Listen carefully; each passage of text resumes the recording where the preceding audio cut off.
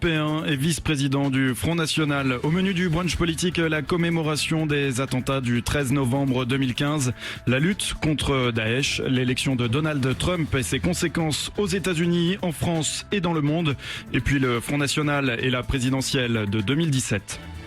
Louis Morin. Le brunch politique Sud Radio. Bonjour Florian Philippot. Bonjour. Merci d'être notre invité aujourd'hui en direct sur Sud Radio. Aujourd'hui, jour de commémoration des attentats du 13 novembre 2015 au Stade de France, au Carillon, au Petit Cambodge, à la Bonne Bière, au Comptoir Voltaire et à la Belle Époque et bien sûr au Bataclan. Alors vous n'y êtes pas physiquement, vous êtes avec nous, mais vous vous joignez à ces commémorations ?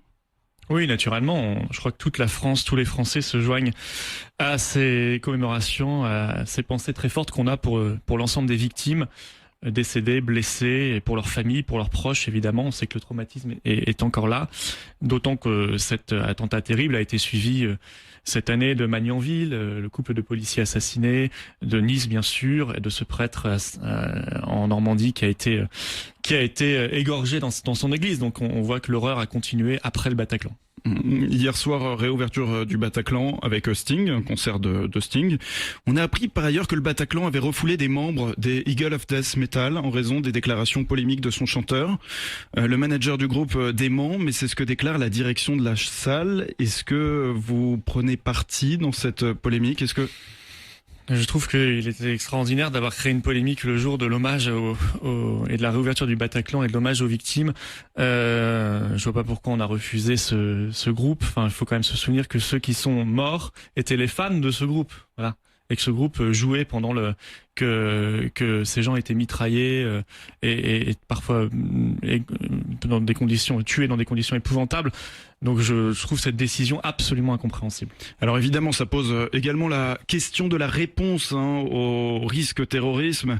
Manuel Valls l'a déclaré dans une interview diffusée aujourd'hui sur la BBC. L'état d'urgence va sans doute être prolongé de quelques mois en janvier, notamment dans la perspective de l'élection présidentielle. Vous soutenez cette nouvelle prolongation de l'état d'urgence, Florian Philippot ? Écoutez, pour en faire quoi ? Qu'est-ce qu'ils en ont fait aujourd'hui de l'état d'urgence ? On se décidera le jour où ça viendra devant le Parlement, si ça vient devant le Parlement, mais on regardera concrètement ce que propose le gouvernement. Mais pour en faire quoi ? Qu'est-ce qu'ils en ont fait depuis des mois et des mois de cet état d'urgence, depuis un an ? Rien. Il y a eu des décisions, il y a eu des perquisitions administratives. Il y a eu quelques avancées les premières semaines, pour être honnête, après le 13 novembre 2015, donc il y a un an. Il y a eu exactement 3594 perquisitions entre le 14 novembre 2015 et le 25 mai 2016 grâce à l'état d'urgence. Oui, mais ça, ce sont des chiffres qu'on aligne comme ça, mais que sur la réalité, est-ce qu'on a fait reculer le fondamentalisme islamiste dans notre pays ? La réponse est non.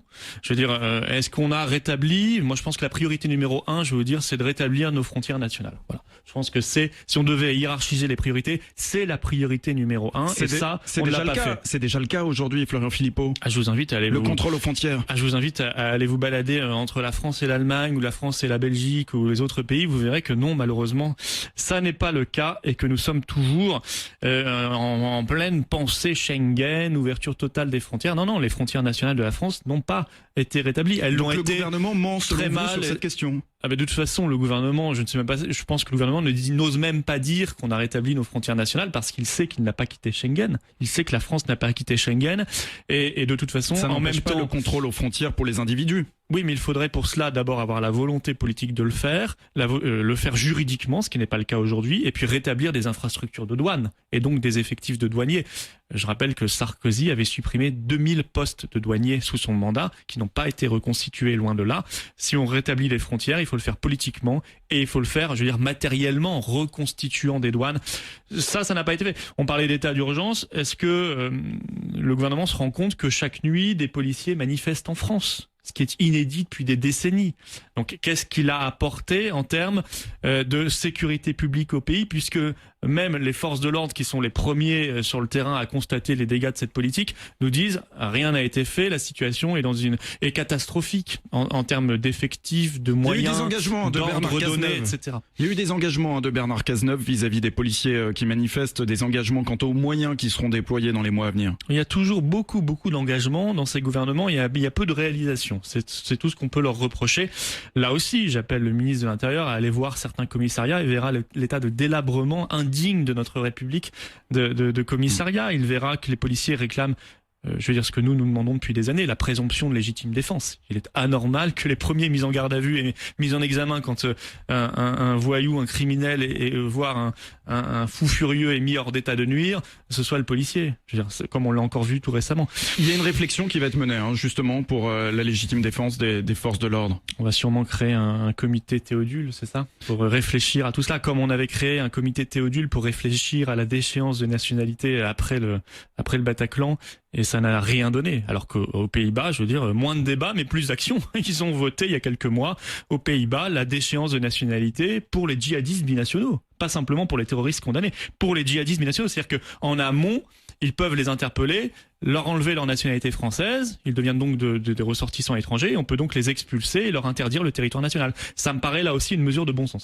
Je voudrais simplement qu'on revienne à l'état d'urgence. Est-ce que oui ou non vous soutiendrez la prolongation? On regardera bien sûr ce que propose le gouvernement, mais en l'état actuel, force est de constater qu'ils n'ont rien fait de l'état d'urgence et qu'au bout d'un moment, il faut arrêter de prendre les Français pour des idiots. Les perquisitions administratives, les saisies, les interpellations, les gardes à vue. Oui, mais tout ce que je vous cite qui me semble les bien... assignations à résidence. Oui, mais tout ça, ce sont des méthodes administratives. Mais est-ce qu'il y a une politique, une volonté quand le ministre de la Défense, Monsieur Le Drian, nous dit il y a quelques jours sur une autre radio qu'il faut arrêter d'éparpiller, je le cite, il faut arrêter d'éparpiller les migrants en France parce que des terroristes peuvent se faire passer pour des migrants. Bah, c'est vrai, de toute façon, ça s'est déjà produit le 13 novembre dernier. Ils se sont fait sauter. Mais alors, qu'est-ce que fait le gouvernement à côté tous migrants? Non, mais il y en avait. Que font-ils à côté de ces déclarations du ministre de la Défense? Ils continuent d'éparpiller les migrants partout en France. Donc, je veux dire, c'est d'une inconséquence, d'une irresponsabilité totale. Ça, ce sont des vraies mesures. État d'urgence ou pas état d'urgence. Moi, j'ai pas envie qu'on emballe un cadeau vide dans le. Si vous voulez qu'on emballe un cadeau vide, il y a rien à l'intérieur, dans un emballage qui s'appellerait état d'urgence. Ça ne m'intéresse pas. Vous pourriez voter contre la prolongation? Notre parti va le regarder. Front National, évidemment. Le Front National va regarder cette décision qui est toute récente, donc on n'a pas encore eu le temps de se concerter là-dessus. On va regarder, on va étudier, et puis on décidera d'une position de vote, bien sûr. Il y a une loi supplémentaire, d'ailleurs, qui a été votée depuis la première fois où l'état d'urgence avait été mis en place. Elle est censée permettre justement la majorité des mesures prévues par l'état d'urgence. Est-ce qu'aujourd'hui, on n'est pas davantage dans de la communication autour de l'état d'urgence je dans les faits? Je pense qu'on est exactement dans la communication et pas dans l'action. C'est compliqué en même temps pour un gouvernement de revenir sur l'état d'urgence avec le risque terroriste qu'on connaît aujourd'hui. C'est compliqué quand en parallèle on ne fait rien. Je suis votre raisonnement, je le comprends, mais ce serait moins compliqué si le gouvernement prenait de vraies décisions. S'il disait, là, écoutez, il y a un problème sur la construction de certaines mosquées, on ne sait pas d'où vient l'argent.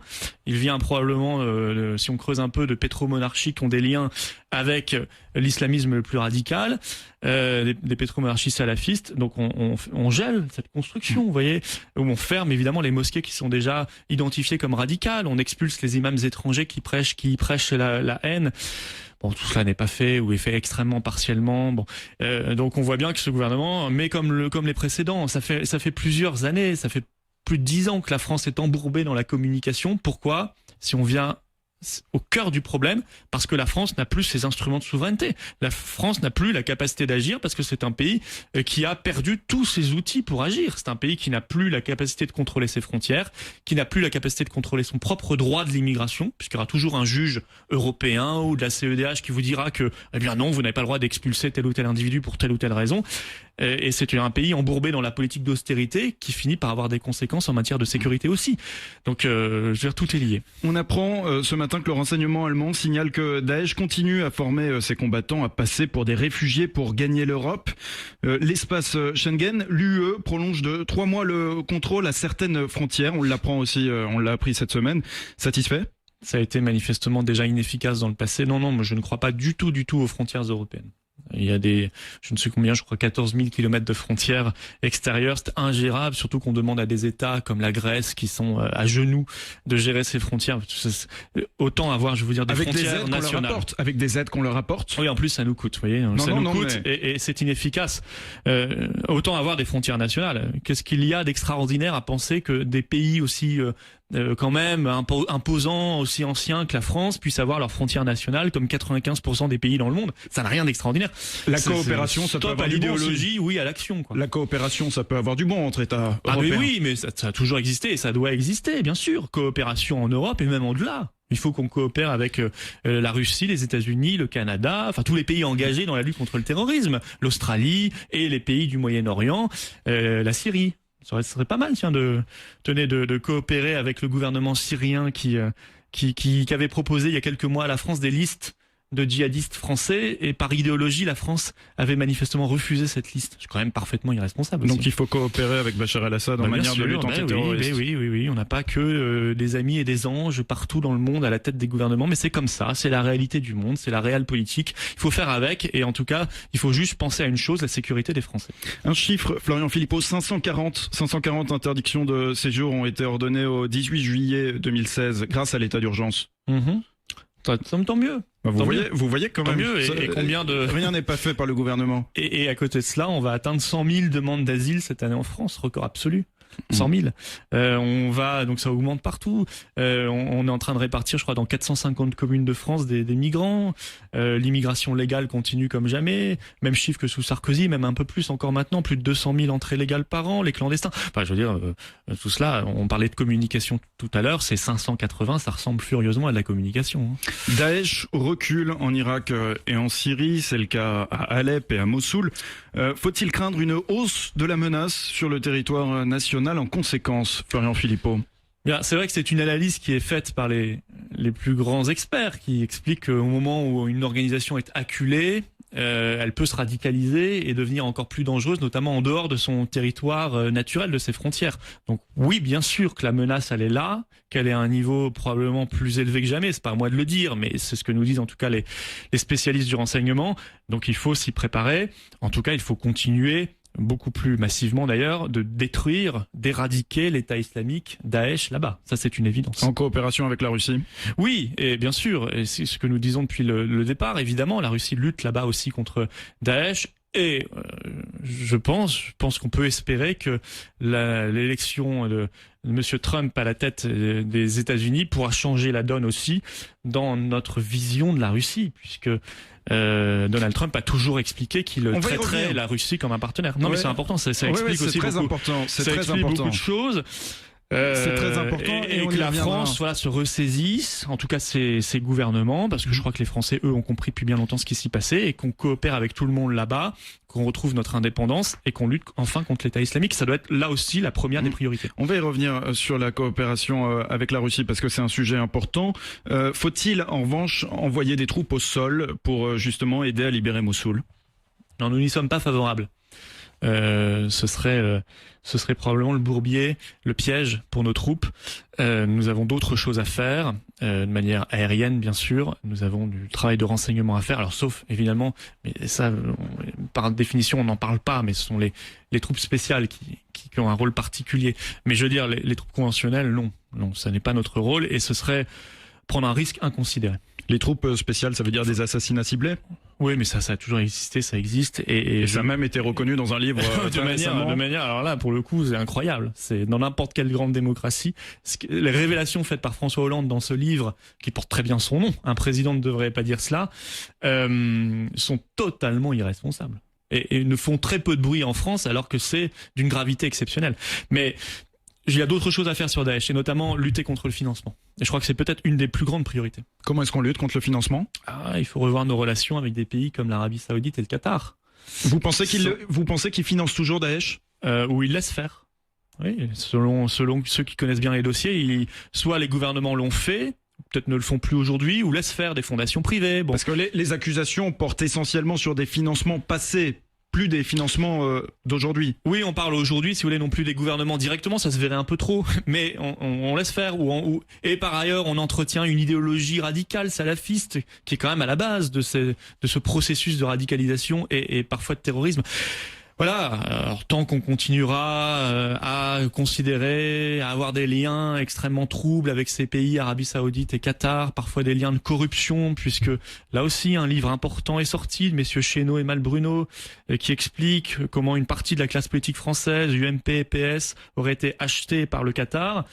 Tant qu'on n'en parlera pas davantage, tant qu'on mettra pas les choses au clair, tant qu'on ne demandera pas aux ministres mis en cause ou aux anciens ministres mis en cause ou aux députés mis en cause de s'expliquer extrêmement clairement et précisément, alors on sera dans une espèce d'hypocrisie nationale où en réalité ce sont quelques pays qui font la loi et certains en profitent par la corruption ou en allant y faire des conférences, je crois rémunérer 12 années de SMIC pour 45 minutes. Marine Le Pen invitée d'ailleurs par les Émirats en Égypte également, on peut en parler aussi. Alors les Émirats Arabes Unis, pour votre information, ça n'a rien à voir avec le Qatar. C'est un peu l'anti-Qatar puisqu'ils avaient même fermé Ils avaient même fermé leur ambassade au Qatar parce qu'ils soupçonnaient le Qatar de financer le terrorisme islamiste. Donc, on est d'accord sur ce point. Il faut coopérer avec les Émirats Arabes Unis, ça c'est une évidence. On est d'accord sur ce point, mais il y a quand même aussi parfois des invitations qui sont plus opportunes que d'autres. Je sais pas, c'est ce qui a été dit dans ce livre. C'est à vérifier d'abord tout ça. La sortie des États-Unis de l'OTAN est clairement envisagée après l'élection de Donald Trump. Vous, le FN, vous souhaitez aussi que la France sorte de l'OTAN. En attendant, faut-il craindre ce désengagement des États-Unis si la France reste dans l'OTAN, puisque de toute façon, je veux dire, si les États-Unis sortent de l'OTAN, il n'y a plus d'OTAN. L'OTAN, c'était une excroissance des États-Unis, donc et de l'impérialisme américain depuis la fin de la guerre froide. Ça avait une justification du temps de la guerre froide. Du temps après la fin de la guerre froide, c'était simplement une excroissance de l'impérialisme américain. Donc oui, nous sommes favorables à la sortie de la France de l'OTAN, mais parce que nous sommes favorables à l'indépendance nationale, l'indépendance stratégique, qui nous protégera bien mieux que de nous entraîner dans des guerres qui ne sont pas les nôtres, comme ce fut le cas en Libye sous Sarkozy, comme la France lors de la première guerre d'Irak s'était laissée piéger. Heureusement, elle avait été plus intelligente et plus noble lors de la seconde guerre d'Irak en la refusant. Bien sûr, je crois que non, on ne doit pas s'inquiéter de cela. Au contraire, on doit s'inquiéter de tous ceux qui ont des postures bellicistes, pas de ceux qui ont des postures raisonnables. Vous savez la part des États-Unis dans le financement de l'OTAN ? Non, ça doit être une part assez conséquente. 70%. Oui, c'est ça, voilà. Oui. Et finalement, la France est peut-être mieux protégée en étant dans l'OTAN. C'est pour ça que je vous disais, s'il n'y a plus les États-Unis, il n'y a plus d'OTAN. Bon. Ouais. Non, la France doit se protéger par sa propre défense nationale. Vous savez, en matière de sécurité, il y a une chose que l'histoire nous a apprise, il ne faut pas compter sur les autres. Il faut absolument avoir son propre effort de défense nationale qui n'est plus du tout suffisant en France depuis des dizaines d'années. Il faut très vite réatteindre les 2% du PIB investi dans notre défense nationale et viser les 3% à la fin d'un mandat. Alors, vraiment. Aujourd'hui, on est tombé très très bas. Et la France, pourtant, est un des 5 membres permanents du Conseil de sécurité de l'ONU, a une diplomatie, a une voix et a des intérêts à défendre, pas simplement économiques d'ailleurs, aussi stratégiques et diplomatiques. Donald Trump souhaiterait remettre en question l'article 5 du traité de l'OTAN qui prévoit qu'en cas d'attaque physique d'un pays membre, les autres partenaires lui viennent automatiquement en aide. Si on remet en cause cet article, c'est clairement la fin de l'OTAN. Et oui, mais c'est pas un problème pour nous, si vous voulez. Nous, on considère que il faut bien sûr coopérer, et il faut avoir les meilleures relations avec les pays qui peuvent à un moment partager nos intérêts nationaux, mais s'enfermer dans la dépendance vis-à-vis d'une superpuissance qui peut encore une fois vous entraîner dans des guerres dangereuses qui se retournent contre votre propre sécurité. Parce qu'honnêtement, ce qui a été fait ces dernières décennies au Moyen-Orient, ça a plutôt affaibli la sécurité du monde que de la renforcer. Donc on voit bien que ce mécanisme OTAN était plutôt néfaste pour la sécurité de la France que positif pour lui. Il n'a pas été engagé au nom de l'article 5. C'est pas au nom de cet article qu'on a été engagé dans ces guerres. On s'est engagé derrière. Non, mais ça n'a rien à voir du coup. Non, ça n'a pas rien. Si, ça a tout à fait à voir. On s'est engagé derrière les visées américaines, les visées des faucons américains qui nous ont entraînés dans ces guerres. Mais peu importe, vous savez, pour moi, entre OTAN et États-Unis, il y a une équivalence presque totale. Et vous vous rappelez vous-même, 70% du financement, les décisions stratégiques sont prises par les États-Unis. OTAN et États-Unis, c'est globalement quasiment la même chose. Faut pas se faire d'illusions là-dessus. D'autant que parmi les membres de l'OTAN, vous avez la grande majorité de pays qui en réalité n'ont pas d'armée ou quasiment pas. Donc ce sont quelques pays qui décident, et a fortiori les États-Unis. Florian Philippot, on fait une courte pause et on se retrouve dans un instant pour la suite du brunch politique sur Sud Radio. Le brunch politique de Sud Radio en direct avec Florian Philippot, vice-président du Front National. Vous avez félicité Donald Trump pour son élection. Est-ce que vous saluez le bilan de Barack Obama ? Écoutez, je suis pas américain, donc c'est un exercice compliqué. On le connaît forcément moins bien qu'eux qui le vivent. Vous connaissez suffisamment Donald Trump pour le féliciter, donc. Oui, moi je sais pas ce qu'en pense. Apparemment, jusqu'au bout, Obama est resté plutôt populaire, donc c'est qu'il doit avoir plutôt un bilan jugé positivement. Après, il faut regarder dans le détail. Il n'est pas allé aussi loin manifestement qu'il l'avait annoncé sur la protection sociale. Il a probablement une politique étrangère un peu plus raisonnable que George Bush Junior, qui d'ailleurs, en réalité d'ailleurs, pour répondre précisément, la candidature Clinton était soutenue par les faucons qui avaient le sentiment déjà avec Obama qu'ils avaient perdu un peu de leur influence. Bon, Obama était un peu dans un entre-deux. Et les faucons étaient tous derrière, quasiment tous derrière Madame Clinton. Je crois que Bush père a voté pour elle. Donc vous lui trouvez des qualités quand même. Et c'est vrai qu'ils ne sont pas derrière Trump, voilà. Vous lui trouvez des qualités quand même à Barack Obama. Ah oui, bien sûr. C'est quelqu'un de toute façon qui a... Dont l'Obamacare, dont vous venez de parler.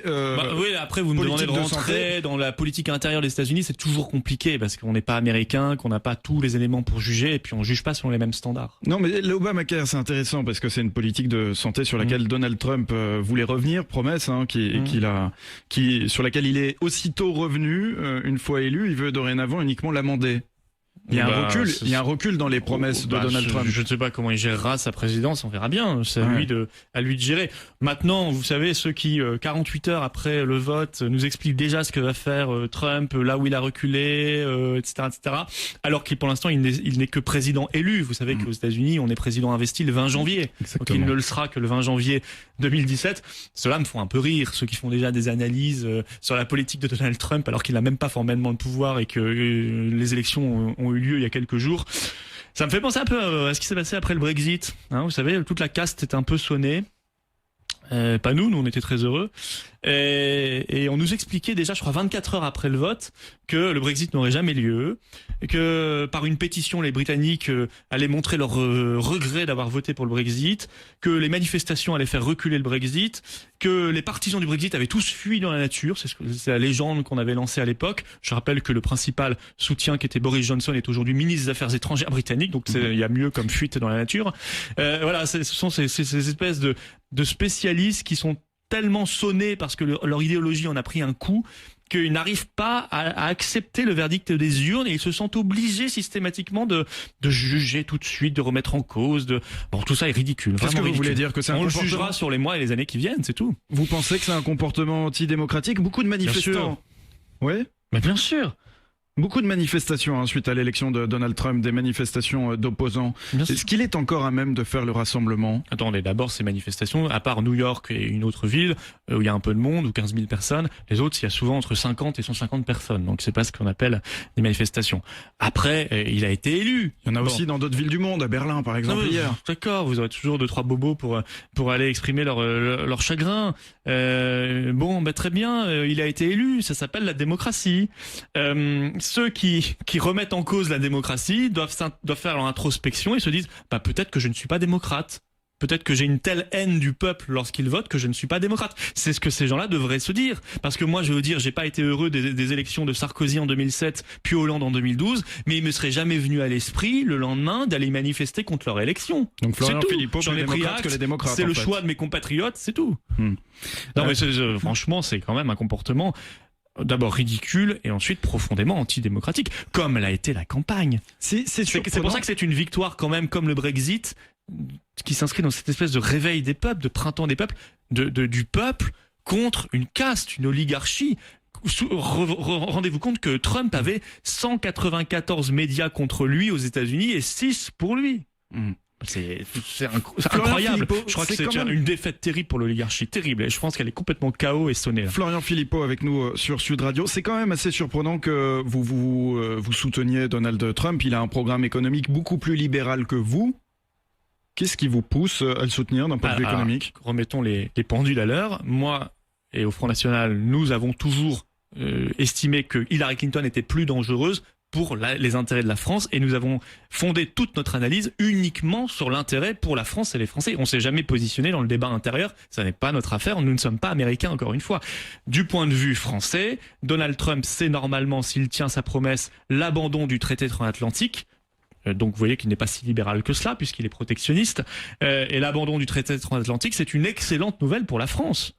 pour ceux qui ne veulent pas du bœuf aux hormones dans leurs assiettes, pour ceux qui sont attachés à l'agriculture française, à l'industrie française, et tous ceux qui n'acceptent pas ce grand vent du libre-échange ultralibéral destructeur. Et par ailleurs, on en parlait... Le fameux TAFTA qui, de toute façon, a priori, n'avait pas grande chance de voir le jour. Avec Madame Clinton, je pense qu'il aurait vu le jour, puisque malheureusement, ce qu'on nous a dit en France était mensonger. Ça n'est pas le gouvernement français qui décide pour la France, puisqu'il a transféré honteusement sa souveraineté commerciale à la Commission de Bruxelles, qui négociait en notre nom. Et la Commission de Bruxelles, elle, y était à fond favorable, comme l'Allemagne d'ailleurs. Deuxièmement, c'est bon pour les intérêts... Pas l'unanimité de ses membres. Pas l'unanimité de ses membres. Non, d'accord, mais regardez le CETA. Regardez le CETA, le traité avec le Canada, qui était le petit frère du TAFTA. Lui, il a été signé. Il va être ratifié, ça fait pas de doute malheureusement, par le Parlement européen. Et même si tous les parlements nationaux ne le ratifient pas, eh bien, il sera quand même en large partie déjà appliqué dans nos pays. Donc, vous voyez que ces processus ne sont pas démocratiques. Donc, nous sommes les candidats du protectionnisme intelligent. On est donc très heureux qu'un protectionniste ait un transfert de compétences. Et puis, c'était bon pour les intérêts de la France aussi, on l'avait dit, en matière de politique étrangère. Mais ça, on en a déjà parlé. Ça rééquilibre le monde et ça permet... Moi, je ne voulais pas une guerre États-Unis-Russie parce que ça aurait été de toute façon l'assurance d'une troisième guerre mondiale. Or, Madame Clinton avait des propos tellement irresponsables et durs contre la Russie qu'on pouvait craindre cette guerre durant son mandat. Il se dit d'ailleurs que été un désastre mondial. Il se dit d'ailleurs que les équipes de Vladimir Poutine étaient en contact étroit avec celles de Donald Trump, qui l'a même pu l'aider à se faire élire. Est-ce que c'est le cas avec Marine Le Pen aussi ? C'est-à-dire que les équipes de Trump seraient en contact avec les équipes de Marine Le Pen ? Non, que les équipes de Vladimir Poutine sont en contact avec les vôtres. Ah non, on n'a pas particulièrement de lien avec les équipes de Monsieur Poutine. Il est arrivé parfois à Marine Le Pen d'aller invité par le président de la Douma, c'est-à-dire leur parlement là-bas en Russie, s'exprimer sur la politique internationale, mais que je veux dire, on va plutôt se réjouir que les puissances se parlent plutôt qu'elles se fassent la guerre. Et je rappelle quand même qu'aujourd'hui, par leur comportement et leurs propos irresponsables, nous sommes brouillés avec 3 membres permanents sur 5 du Conseil de sécurité de l'ONU. Nous sommes brouillés avec la Russie, nous sommes brouillés avec le Royaume-Uni parce qu'on n'a jamais accepté le Brexit au plus haut niveau de l'État, et maintenant nous sommes brouillés avec les États-Unis parce qu'on a insulté Donald Trump pendant la campagne. Et qu'on a accueilli quand même extrêmement fraîchement à l'Élysée son élection. Il y a eu une félicitation, un message de félicitations, et il y a eu un appel entre Donald Trump et François Hollande. Qui a duré 7 minutes. Donc si vous enlevez la traduction, ça fait 3 minutes 30. Hein. Donc en 3 minutes 30, on n'a pas le temps de se dire grand-chose. François Hollande a parlé de Holker avant l'élection de Trump, a dit le 15 octobre dernier que même Clinton serait élu avant que l'élection ait lieu. Faut pas qu'il se lance dans la voyance, François Hollande, parce qu'il a pas l'air extrêmement bon. Manuel Valls a parlé d'un mauvais homme.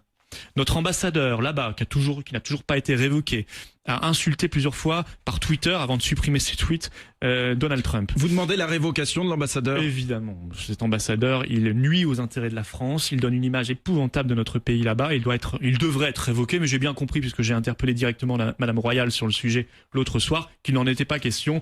Eh bien, tout cela est incroyablement irrespectueux et irresponsable pour les intérêts de la France. La maire de Paris, Madame Hidalgo, le traite de stupide avant son élection. Sarkozy, alors je sais que Sarkozy aujourd'hui est devenu dans les médias plus trumpien que Trump, sauf que jusque la veille de l'élection, il souhaitait ardemment la victoire d'Hillary Clinton, il est embourbé comme elle dans ses relations avec le Qatar et l'Arabie Saoudite, et il avait lui aussi versé sa petite insulte contre Donald Trump il y a quelques mois. Il essaie de faire oublier tout cela aujourd'hui, mais c'est la réalité. Donc je veux dire, aujourd'hui on est brouillé avec 3 grandes puissances, Russie, Royaume-Uni, États-Unis. Il y en a que 5, dont la France au sein des membres permanents du Conseil de sécurité de l'ONU. Ces gens-là isolent la France. Avec Marine Le Pen, la France ne sera plus isolée. Elle sera dans le monde, elle sera en dialogue et en partenariat avec nos partenaires. C'est quand même une bonne chose. Il faut sortir de cette politique d'isolement. Ça n'est pas une bonne chose pour nos intérêts. Marine Le Pen, c'était un soutien du bout des lèvres, Donald Trump. C'était davantage le tout sauf Hillary que le pro-Trump à l'époque. C'était l'idée, bien sûr, qu'on parle en tant que Français. Donc on ne voulait pas s'ingérer dans le débat américain en jugeant chacune des déclarations ou chacune des propositions de Donald Trump. Ça n'avait pas de sens. Est-ce qu'il pourrait y avoir une rencontre entre Marine Le Pen et Donald Trump ? C'est pas à l'ordre du jour. Pourquoi pas ? Selon le journal Le Monde, Marine Le Pen en serait ravie, elle en rêverait. Mais non, je crois je suis pas sûr qu'elle en rêverait, mais ça aurait un sens. Maintenant, là, à l'heure à laquelle je vous parle, il n'y a rien d'organisé en ce sens. Et je crois que Donald Trump a d'abord à cœur de mettre en place ses équipes, ce qui est tout à fait normal. Mais vous avez des contacts avec ses équipes ? Pas véritablement avec ses équipes, non. Donald Trump a fait une campagne essentiellement sur le thème du déclassement. Est-ce que ce sera aussi le cas de Marine Le Pen en 2017 ? Marine Le Pen, vous savez, elle n'attend pas la campagne de 2017 pour évoquer le déclassement et apporter des solutions. Souvenez-vous de 2012, la France des oubliés. Bon, évidemment que le déclassement est une grande problématique. Et non seulement c'est un peuple tout entier qui est déclassé, des personnes âgées, des travailleurs, des jeunes, des chômeurs, mais en plus méprisé, puisque vous avez une espèce de caste qui dit à ce peuple méprisé comment il doit voter, pour qui il ne doit pas voter, pour qui il doit voter. Ce qui est bien, ce qui est mal, avec un grand B, avec un grand M, tout cela est insupportable. Et je pense que ce sera un des grands enjeux de cette élection présidentielle. Mais comment on répond au déclassement ? Sûrement pas en aggravant les causes du déclassement, c'est-à-dire en faisant encore plus d'Europe, encore plus d'ouverture des frontières, encore plus d'austérité. Bon, il faut faire encore plus de démocratie, moi je dirais d'abord et avant tout. Faire des référendums, créer un référendum d'initiative populaire, retisser du lien, mettre en place la proportionnelle intégrale, retisser du lien, c'est absolument urgent. Florian Philippot, le Front National va-t-il bénéficier de la proportionnelle intégrale pour retisser du lien ? On fait mieux quand même. Quand vous avez des millions de Français qui ont le sentiment de ne voter pour rien parce qu'ils n'ont pas de députés ou très peu de députés, je vous assure que ça crée une distance entre les élites et le peuple. Et même les élus tout simplement et le peuple. Et je crois qu'il faut mettre en place cette proportionnelle avec une prime majoritaire. On peut en discuter, mais mettre en place cette proportionnelle pour que chacun se sente représenté. C'est ça la démocratie. Mais d'avoir un député de sa circonscription, c'est pas mal aussi pour retisser du lien, comme vous dites. Mais chacun a forcément un député de sa circonscription. Le Front National va-t-il aujourd'hui, est-ce que vous avez le sentiment que ça crée un lien ? Non. Plus globalement, Florian Philippot, le FN va-t-il bénéficier de l'élection de Donald Trump ? Front National, il est dans le sens de l'histoire. Voilà. Et cette élection se situe aussi dans le sens de l'histoire. Le sens de l'histoire, c'est quoi ? C'est que des peuples dans le monde entier, partout, se réveillent, se mettent debout et disent stop. Ça n'est pas une petite case de décider pour nous, de notre avenir. C'est à nous de reprendre en main notre destin. Et le sens de l'histoire, c'est manifestement le réveil des nations, des identités nationales, des fiertés nationales, dans un esprit, vous voyez, de coopération. Puisqu'on disait souvent les nations c'est la guerre. Moi je constate que ceux qui sont élus sur un projet très national, très patriote, sont ceux qui portent un message de paix. Alors que les adversaires de la nation comme Madame Clinton, en tout cas aux États-Unis c'est plus compliqué d'être adversaire de la nation, on ne peut pas comparer avec la France. Mais en tout cas ceux qui la soutenaient en France sont clairement des adversaires de la nation. Et c'était Madame Clinton qui avait le discours le plus belliciste, le plus guerrier. Donc vous voyez que finalement ce sont ceux qui sont pour une saine coopération entre les nations qui sont les plus paisibles. Trump a fait toute sa campagne contre les médias en se revendiquant anti-système. Est-ce que vous pensez que la dédiabolisation du Front National vous est bénéfique, Florian Philippot ? Je pense qu'il faut inverser. Je pense que ce sont tous les médias qui ont fait leur campagne contre Trump d'abord et avant tout. Ils l'ont pas loupé. Ils étaient c'était les médias Wall Street et ceux qui sont sponsorisés par le Qatar et l'Arabie Saoudite. En gros, qui ont fait campagne contre lui. C'est les sponsors du Qatar et de l'Arabie Saoudite ? Ceux qui sont sponsorisés par le Qatar et l'Arabie Saoudite, oui. Vous avez un certain nombre de personnels politiques aujourd'hui aux États-Unis comme en France qui sont sponsorisés par le Qatar et l'Arabie Saoudite. Il faut appeler les choses par leur nom. Donald Trump a bien participé. Quand vous y allez y faire des conférences, vous recevez des montres ou je ne sais quoi, des conférences très très chèrement rémunérées, ça s'appelle être sponsorisé. Et il y a forcément un renvoi d'ascenseur. Ça, faut que les Français se le disent clair et net. Il y a rien de gratuit en diplomatie. Rien n'est gratuit. Il y a forcément un renvoi d'ascenseur. Sur ma question, Florian Philippot, la dédiabolisation du Front National, vous est-elle bénéfique ? Qu'est-ce que ça veut dire ? Est-elle en marche déjà ? Est-elle en marche ? Pensez-vous que la dédiabolisation du Front National est en marche ? Je crois même plus que ce soit l'étape d'aujourd'hui. Je pense qu'elle est faite. Elle est faite aujourd'hui ? Pas dans la caste, mais dans le peuple français, oui. Je veux dire, c'était nous montrer tels que nous sommes vraiment. Expliquer que les accusations de racisme et autres étaient infondées, étaient mensongères. Je crois que maintenant, beaucoup de Français nous voient tels que nous sommes. Vraiment, on ne fait aucune distinction entre les Français. Donc ça y est, le Front National est un parti au cœur du système, puisqu'il est dédiabolisé. Oh, si vous appelez un parti au cœur du système, un parti qui veut l'arrêt de l'immigration, veut retrouver notre souveraineté nationale, notre indépendance, veut organiser un référendum sur le Frexit, je crois qu'on n'a pas la même définition du système. Parce que ça m'a pas l'air d'être l'idéologie du système aujourd'hui en France. Est-ce qu'il y aura un changement de nom avant l'élection présidentielle ? Non, il n'y aura pas de changement de nom avant l'élection présidentielle en France. On a bien d'autres choses à faire. Jeudi d'ailleurs, c'est le... c'est une question qui pourra se poser un jour, peut-être. Mais pas illégitime. Mais non, vous savez, c'est dans 5 mois le premier tour. On a beaucoup de choses à faire. On doit convaincre les Français encore plus. Jeudi d'ailleurs, c'est le verdict. Verdict du tribunal de grande instance de Nanterre qui se prononcera sur la demande d'annulation de l'exclusion de Jean-Marie Le Pen du Front National. Qu'est-ce qui se passe si jamais le tribunal décide d'annuler son exclusion ? C'est-à-dire qu'il revienne tout simplement. Je ne vois pas pourquoi la justice prendrait cette décision. Ça n'a pas de sens. Il a été exclu. C'est une hypothèse quand même, on ne connaît pas encore le verdict. Il a été exclu il y a 16 mois sur des motifs qui sont connus de tous, des propos inacceptables. Voilà, et je crois que c'est absolument évident. La justice n'a pas à revenir sur cette décision, ou alors elle légitimerait des propos qui sont pas acceptables. C'est pas sur le fond que la justice tranchera. Mais ce sera analysé comme cela, qu'elle le veuille ou non. Ouais, enfin, la justice tranche pas sur le fond, encore une fois, donc mais ce sera analysé comme ça, moi je vous le dis tout de suite. Bon. Mais de toute façon, politiquement, cette affaire est vraiment derrière nous depuis bien longtemps. Mais donc Jean-Marie Le Pen pourrait retrouver son poste de président d'honneur du Front National. Mais dans ce cas-là, je pense que Marine Le Pen prendrait probablement des décisions. C'est-à-dire ? Je ne sais pas, on en discuterait. À ce moment-là, mais je n'imagine pas du tout cette hypothèse, vous savez. C'est une page qui est tournée et l'exclusion s'est faite très régulièrement, très légitimement. Et depuis, Jean-Marie Le Pen a dit lui-même qu'il montait une structure politique pour présenter des candidats contre le Front National. Donc lui-même n'a même presque plus, il donne le sentiment de presque plus avoir envie de revenir au Front National, puisqu'il veut se présenter, en tout cas présenter des candidats aux législatives contre le Front National. Voilà, ce qui est son droit, hein, mais ça prouve qu'il n'est plus dans une démarche de vouloir, au moins c'est clair, de vouloir rejoindre le Front National. Florian Philippot, on fait une courte pause et on se retrouve dans un instant pour la suite du brunch politique sur Sud Radio.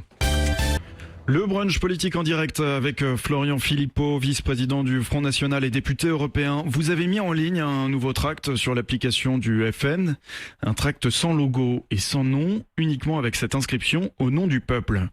Il y a quand même un nom, il y a Marine, avec sa photo quand même. C'est un tract pour la présidentielle, clairement. Oui, c'est un tract pour la présidentielle, bien sûr. Au nom du peuple, ce sera le slogan de campagne ? C'est le slogan de la présidentielle, tout à fait. Je crois que c'est plus qu'un slogan. C'est rappeler des évidences. On pensait pas qu'elle serait autant d'actualité d'ailleurs. Hein. C'est-à-dire que c'est le peuple en démocratie qui décide. Et nous ne sommes que quand on est élu, nous ne sommes que des mandataires du peuple. Marine Le Pen, elle souhaite être la candidate, vous voyez, de la souveraineté populaire, du référendum, beaucoup plus fréquent, du référendum respecté, lui. Pas ce qu'avait fait Sarkozy sur le traité de Lisbonne, de la présidente qui créera un vrai référendum d'initiative populaire en France. On signe des pétitions et ça déclenche un référendum à partir de 500 000 signatures. Vous voyez, c'est tout cela au nom du peuple. Je crois que c'est extrêmement concret. Ça existe déjà, hein, mais c'est simplement que le seuil est un peu plus haut. Hein. C'est pas 500 000, aujourd'hui c'est 4 millions. 4 millions et demi, ouais, c'est 10% des inscrits plus 20% des parlementaires. Et c'est déjà 10% des inscrits, c'est énormissime. 4 millions et demi de signatures, on voit ça nulle part ailleurs. Et en plus, surtout, le verrou parlementaire, les 20% de parlementaires, c'est-à-dire 180 ou 190 parlementaires, ça fait que ça n'est plus d'initiative populaire. Vous mettrez pas du tout en avant le nom du Front National au cours de cette campagne ? Ça n'est pas l'objet d'une campagne présidentielle. Voilà. Nous sommes respectueux de la 5e République du général de Gaulle, qui voulait justement retirer les partis, faire le ménage en retirant les partis de cette élection. C'est pas une élection qui a un rapport avec les partis politiques. C'est une élection qui crée un lien direct entre une personnalité et le peuple français. Voilà. Ce sera la candidate du Front National ou du Rassemblement Bleu Marine ? Ce sera la candidate soutenue par le Front National notamment et par le Rassemblement Bleu Marine bien sûr, mais pas que. Vous venez. Elle pourrait même avoir un projet qui soit présidentiel, qui ne soit pas tout à fait celui du Front National. C'est-à-dire, il y aurait des... Elle peut, son projet sera annoncé début février, mais... Qu'est-ce qui pourrait changer ? Elle peut tout à fait, elle est libre, elle peut tout à fait considérer que sur tel ou tel point... Sur quel point notamment est-ce qu'il pourrait y avoir ? Je peux vous dire maintenant, ce sera en février qu'elle donnera son projet présidentiel, mais non, mais c'est une position de principe, elle n'est pas obligée du tout d'avoir exactement le projet du Front National, même si chacun comprendra qu'évidemment, ce sera très largement un projet similaire à celui du Front National. Sur quel point est-ce qu'il pourrait y avoir des dissensions ? Pas des dissensions. Pourquoi vous voulez voir des dissensions partout ? C'est un choix qui sera fait, et je ne sais pas si elle le fera. En tout cas, si elle peut parfaitement. C'est une expression qu'elle a déjà dite elle-même. Elle peut tout à fait se sentir libre de ne pas reprendre tout à fait le projet du Front National. Vous venez d'investir un ancien député UMP, Jérôme Rivière, comme candidat pour les prochaines élections législatives. Est-ce qu'il y en aura d'autres ? Pourquoi pas ?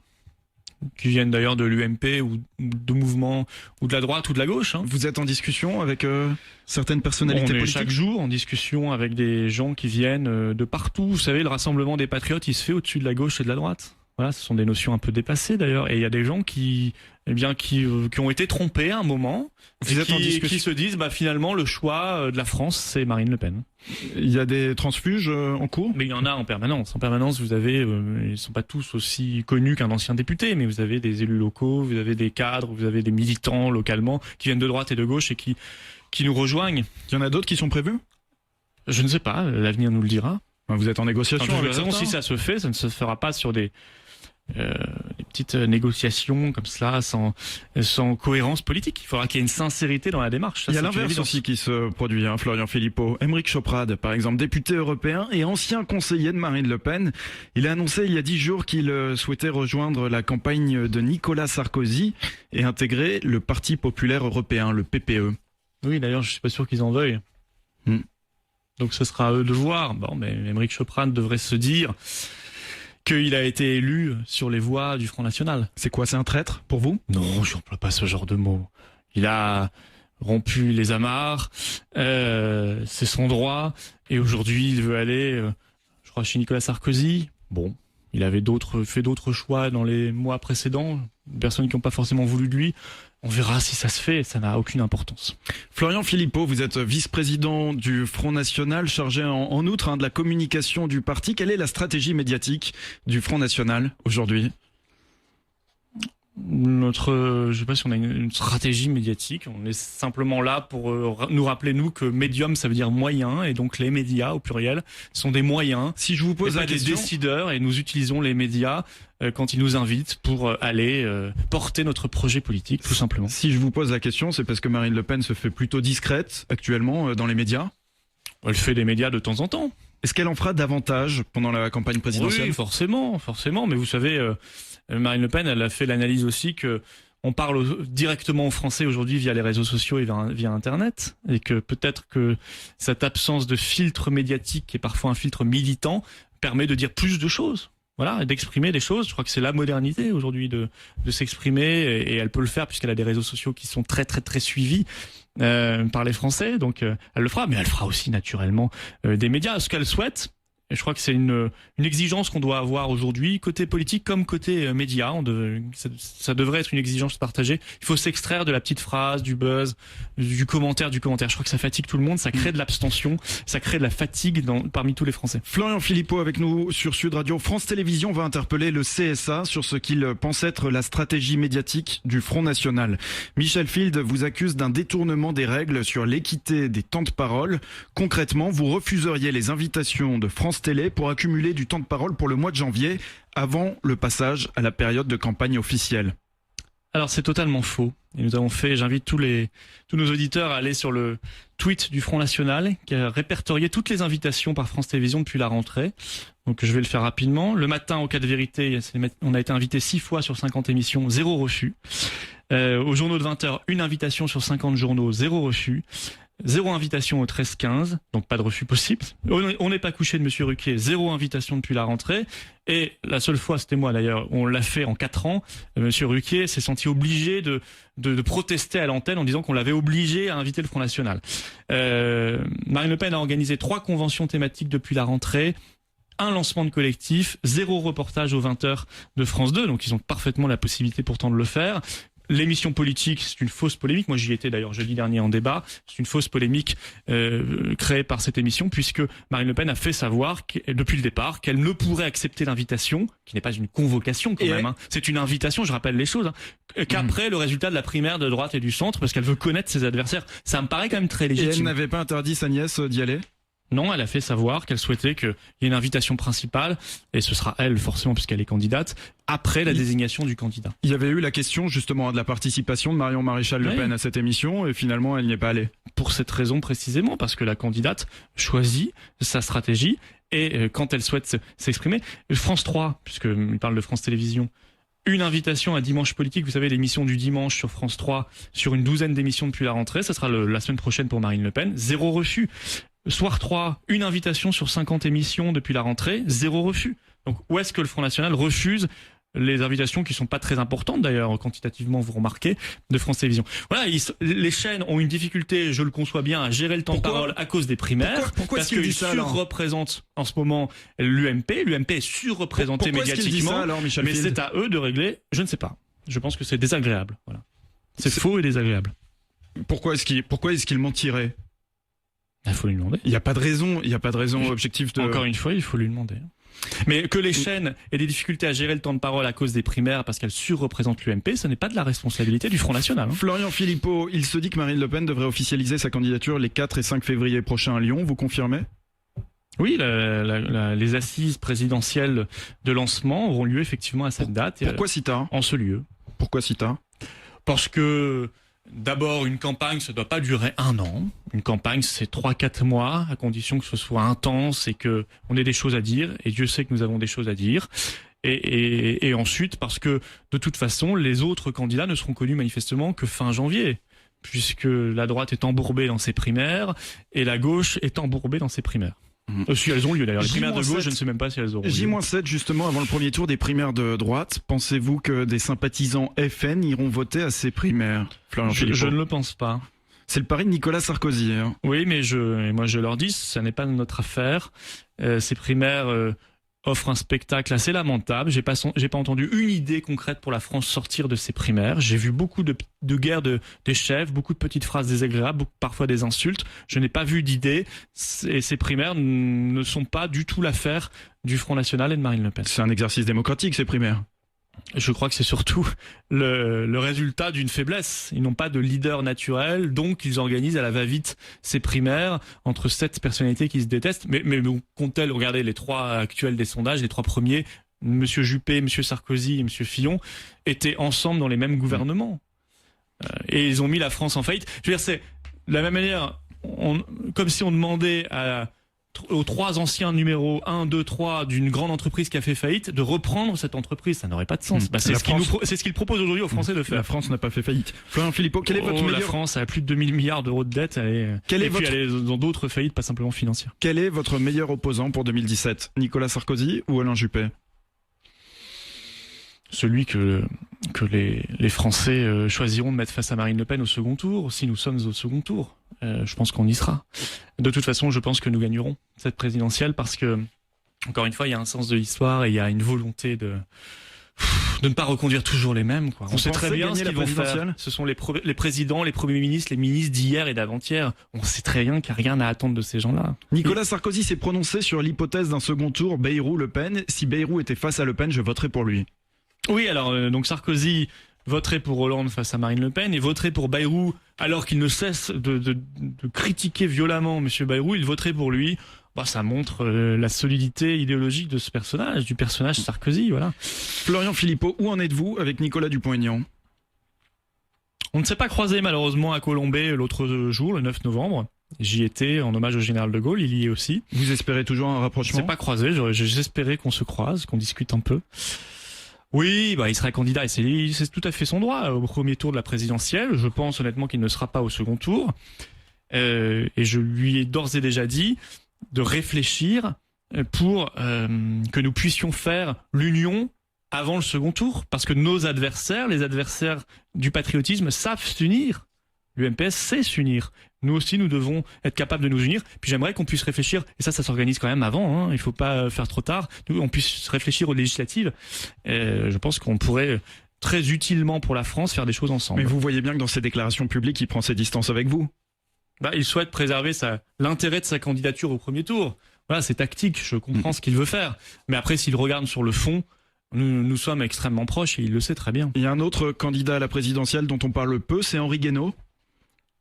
Oui, à condition qu'il ait ses 500 signatures. Vous avez une proximité avec Henri Guénaud ? Oui, bien sûr. Henri Guénaud est gaulliste, je le crois sincère, parce que moi j'ai connu le Henri Guénaud, j'ai lu le Henri Guénaud et je l'ai entendu avant de rejoindre Nicolas Sarkozy. Il était sincèrement gaulliste. Bon, c'est vrai qu'il s'est abîmé auprès de la présidence Sarkozy. Il est évident qu'en étant son principal conseiller en tout cas son conseiller spécial pendant 5 ans. Mais vous n'avez pas de contact avec lui ? Sans n'avoir rien obtenu, non. Et il est évident qu'il s'est abîmé. Mais bon, c'est quelqu'un que j'aime bien, Henri Guénaud. Juste un mot de votre frère Florian Philippot. Il vient de démissionner de l'IFOP. Il était le directeur adjoint du département Opinion. Est-il vrai qu'il s'apprête à prendre des responsabilités au sein du Front National ? Oui, c'était l'information du siècle. Mon frère a démissionné de l'IFOP. Je ne sais pas. Beaucoup de médias ont repris l'information. Oui, je sais. Et c'est naturel que je vous pose la question. Alors qu'il était salarié, simplement. Des démissions de salariés dans des entreprises, il y en a chaque jour. Directeur adjoint du département Opinion. Oui, je ne sais pas. Il mène sa vie. Je suis pas là pour parler de ma famille. C'est quelqu'un de bourré de talent, ça c'est certain. Il est très talentueux, mon frère. Donc il pourrait rejoindre le Front National. Je ne sais pas du tout. Honnêtement, faut voir quelle sera son choix, sa volonté. Merci. Ce que je sais, c'est que la numéro 1 de l'IFOP et la propriétaire exclusive de l'IFOP, Madame Parizeau, est une adversaire acharnée du Front National. Elle l'a dit publiquement. Et ça, personne ne se pose jamais la question. Merci Florian Philippot. Merci à vous. Merci d'avoir accepté notre invitation. Dans un instant.